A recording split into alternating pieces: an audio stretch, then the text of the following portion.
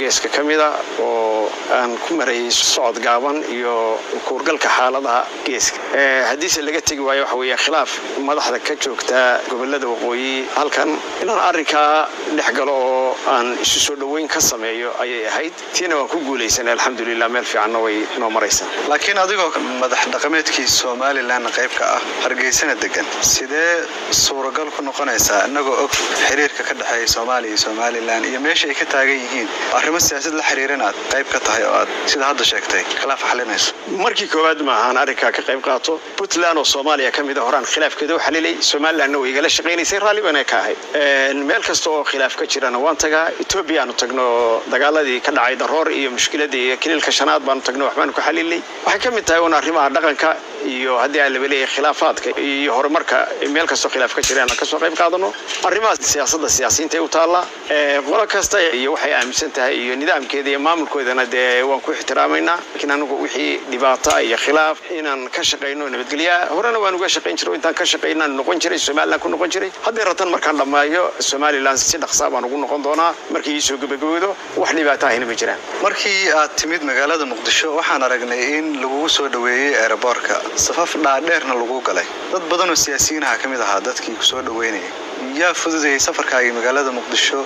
ma jirtaa cid gooni ah oo ku yeerto oo ku soo dhaweysay shacbiga aan odayga u ahay ayaa fududeeyay oo ka shaqeynayay hawl hore ugu bilowna hore u yimid oo arrinkii khilaafkii taagnaa ee mas'uuliyiinta Cabdi Xaash iyo Mahdi Guuleed ayaa qayb ka qabiya baan u soo noqday soo dhaweyntaasina soo dhaweyn shacabka ka dhalatay bahayd midaan anigu wax ka ogaaba ma ahayn si sarbaraysa ayaan ula kulmay boqor buurmadow ma aaminsan tahay fikirka gooni sutaaga Soomaaliland iraadada shacbi weeye anagu madax dhaqameedku ma goyno mowqifka siyaasiyiin baan u leenahay shacabkan raacna yes shacabkaygu aaminsan waxa shacabkaygu aaminsan yahay waan aaminsan marka waxay ka dhigan tahay inaad aaminsan tahay Soomaaliland inay gooni isku taagto dabcan waan aaminsan bal waxaad isqabadsiisaa marka inaad aaminsan tahay Soomaaliland inay goodo siyaasadii Soomaaliyana aad ka dhex shaqeynayso oo siyaasadii ku dhex jirto waxay isku waafaqaysaa shacbigaygu meel kasta jooga madaxda sarsare ee dalka ayaan wax ku leeyahay Afrika inay soo iman karto sida Mareykanka iyo qaarada Yurub iyo Mareykanku ay dal qulaw yihiin Afrika inay dal qura noqon kartaan aaminsanay aan ku shaqeynay rag badan oo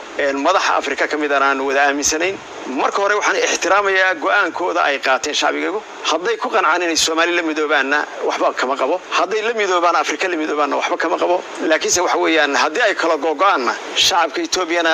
diga kilkana boqor baan u waan tagaa hawlahoodana waan ka shaqeeyaa kuwa Kenyana waan ka shaqeeyaa kuwa koonfurta Soomaaliya joogana waan ka shaqeeyaa ka Soomaalilandna waan ka shaqeeyaa anigu wax xuduud iyo border aan leeyahay ma jirto dadkaygu meeshu joogaba Yurub iyo Mareykan baan ugu tagaa qof kastana jinsiyadu leeyahay iyo suuradu leeyahay iyo deegaanku leeyahay baan ku ixtiraamayaa kulana shaqeeyaa laakiin waad ogtahay Soomaaliland iyo go'itaankeeda iyo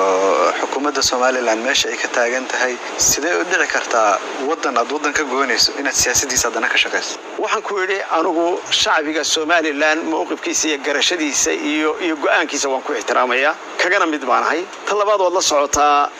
xukuumadda Soomaaliland markii hore labada gole ee baarlamaanka iyo guursiga go'aan bay soo saareen inaan Soomaaliya la hadli karin ba ka bacdi dawladda Siinaya waqtigeedii waa la laalay go'aanka wada hadaladii baa dib loo furay Muuse Biixiye Farmaajo way wada hadleen waxayba ku sigatay inuu hadii alwalay madaxweyne Farmaajo soconaya Hargeysa loogu yimaado marka waxa weeyaan siyaasadda Soomaaliland way ogoshay in la hadlo Soomaaliya in la tago wax dhibaato ah ku jira ma jiraan jinsiyadii wada dhaladkii baa naga dhaxaya xukuumadeedana waa aaminsan tahay shacabku inuu aaminsan yahay in la wada hadlo oo wixii naga dhaxaya laga wada hadlana waxa weeye wax dhibaato ah kuma jiraan hadii taa laga soo guurana dadka shacabkayga halkan yaala inaan ka daba yimaado hantidoodii baa taala iyagii baa jooga inaan ka daba yimaado xaalkooda iyo danahooda iyo amnigooda iyo siyaasadooda waxay ku jirto ka shaqeeyana xaq baa leeyahay leeyahay xiriir nooc ah ayaa kala dhaxeeya xukuumadda Soomaaliland iyo madaxweynaha xiriir wanaagsan baa naga dhaxeeya oo aan ku kala go'ay karin oo daneed oo ummadeed baa naga dhaxeeya laakiin laga yaabee fikrada qaar iyo aaraahda qaar inaan isu kaaya qaban waa wax dhici kara waana mid bini'aadmiga dabeecadiisa kamid ah laakiin wixii danta guuda wixii danta ummadeeda waa ka wada soconaa waana ka wada hadalaa waana ka wada tashanaa dad badan oo degan deegaankii aad ka timid waxay aaminsan yihiin inaad ka tagtay deegaankaagii iyo meeshaad odaga ka ahayd oo aad wareegtay oo Soomaaliya soo wareegtay cid oo aragtay inaan ka tagay ma jirto madax dhaqameedka ila soo xiriira siyaasiyiinta ila soo xiriira waxaan qabanayaa loogahay waxaan u joogaa loogahay wax dhibaato ay kama jiraan boqor cismaan aw maxamuud maxamed oo ku magac dheer boqor buur madow ayuu kaasi ahaa oo u waramayay wariyeysa xanuun axmed markana magaalada Minneapolis waxa lagu soo gabagabeeyay shir muddo 3 cisho halka uga socday culimada diinka